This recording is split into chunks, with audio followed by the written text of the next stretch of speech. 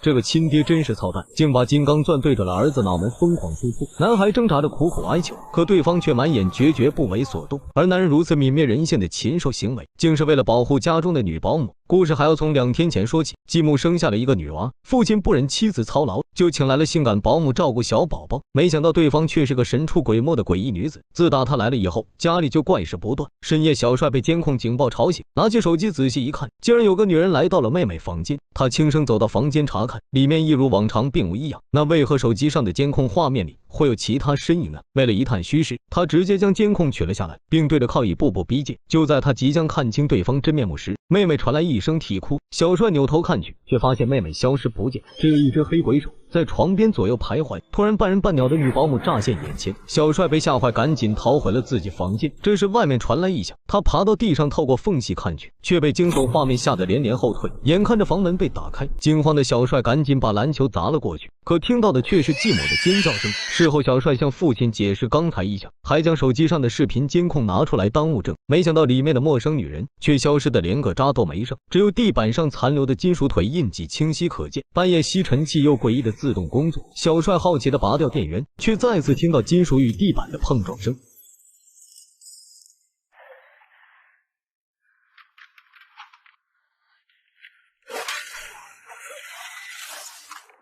第二天，继母守着女婴织毛衣，没多久就莫名其妙的睡了过去。等她醒来时，奇怪的事情又发生了，整个房间都挂满了红绳，就连婴儿床也被红绳紧紧包围。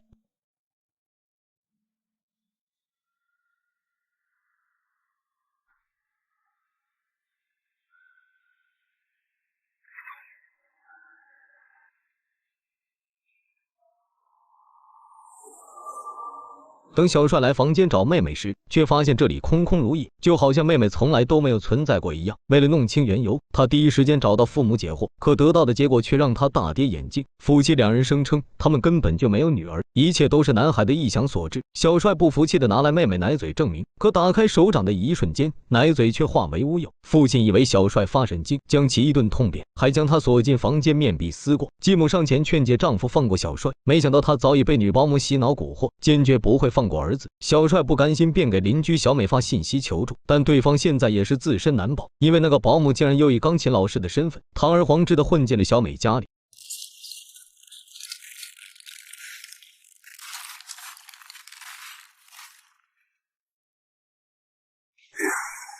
此时的小帅已用床单翻窗而逃。来到学校后，他第一时间找到小美。小美眼睛惨白，好似被附身一般，直接将小帅推倒在地。男孩察觉不对，起身反扑抽打。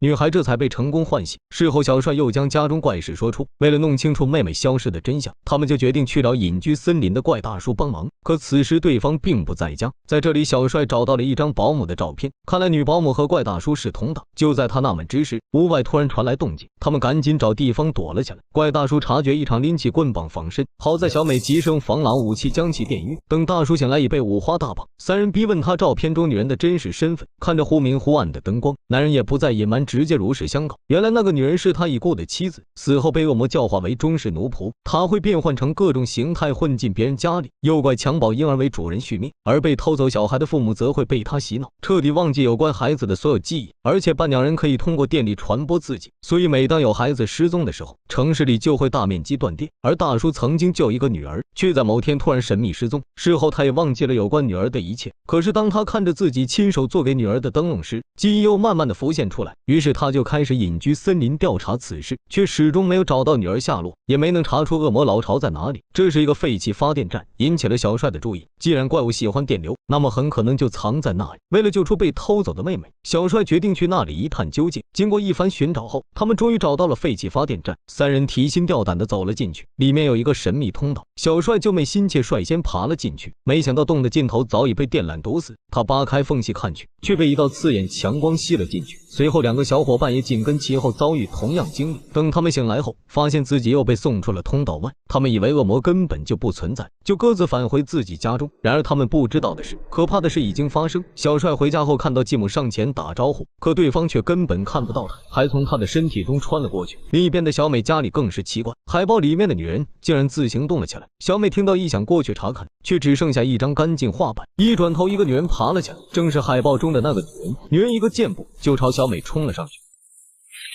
小帅闻声来到小美家找人，发现她已经被钉在了海报里。就在小帅一脸疑惑的时候，那个女人又突然出现，直接将小帅扑倒在地。男孩拼命逃跑，女人又气势汹汹地扑上。因为恶魔的力量需要电力维持，聪明的小帅将手机往墙上用力一摔。原来这里并不是真实世界。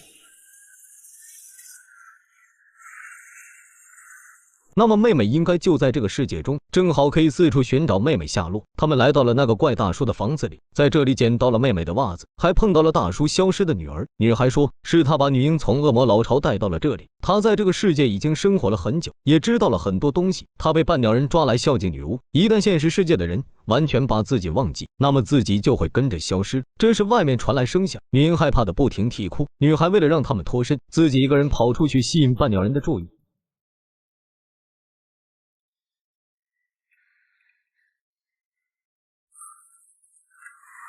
小帅和小美带着妹妹趁乱逃走，女孩则被半鸟人抓到了恶魔老巢。在这里，她碰到了男孩卡尔。女孩说恶魔正在吃东西，正好可以趁此逃出去。他已经逃出来很多次了。说着说着，小帅和小美也来到了这里。四人试图穿过通道返回现实世界，没想到现实世界的大叔却在半鸟人的蛊惑下彻底忘记了女儿的存在。随着烛光的熄灭，另一个世界的小女孩瞬间灰飞烟灭，而其他三人则顺利返回现实世界。可小帅怀里的妹妹却变成了洋娃娃，继母也不再认识他，而且还问他是谁家的野孩子。为了唤醒继母的记忆，小帅拿出了妹妹的红袜子，那是继母亲手编织而成。女人的灵性记忆慢慢被唤醒，小帅告诉继母一定要记得自己的女儿，只有这样才能争取更多的时间。没想到父亲却在半鸟人的蛊惑下变得更加离谱，还有亲手杀了儿子。幸好继母及时赶来，才阻止了悲剧发生。另外两个伙伴回家后也遭遇了同样事情，父母根本不记得他们，还把他们赶出了家门。为了不让自己灰飞烟灭，他们决定重返恶魔老巢斩草除根。三人找来大叔帮忙，并帮助他回忆起之前发生的事。这次他们准备充分，信心满满。没想到刚来到废弃发电站，大叔的半鸟人妻子就突然出现。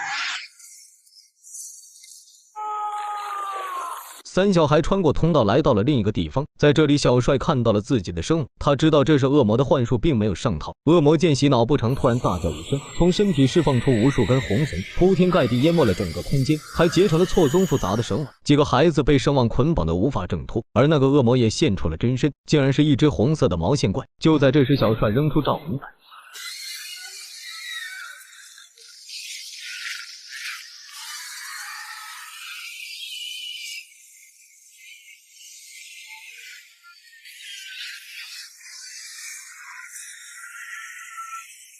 半鸟人失去了力量后盾，也跟着消失得干干净净。邪祟消失，小女婴出现。小帅抱着妹妹回到家里，跟父母相拥在一起。然而城市却再次遭遇大面积断电。Мальчик, его нельзя убить. Не вернется.